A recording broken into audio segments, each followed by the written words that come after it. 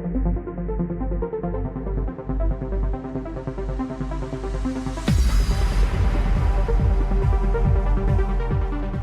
guys, today's video we're gonna download Windows Server 2012 R2 ISO in our computer or laptop.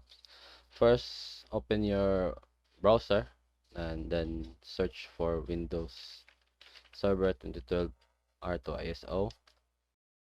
Then after that, just click the first recommended link and it will direct it to Windows Server 2012 R2.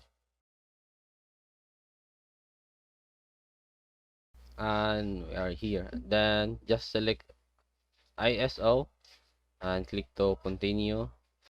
Just fill up this form.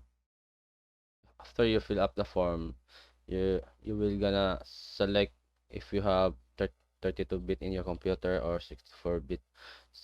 But in my case, I have 64-bit, and select your language.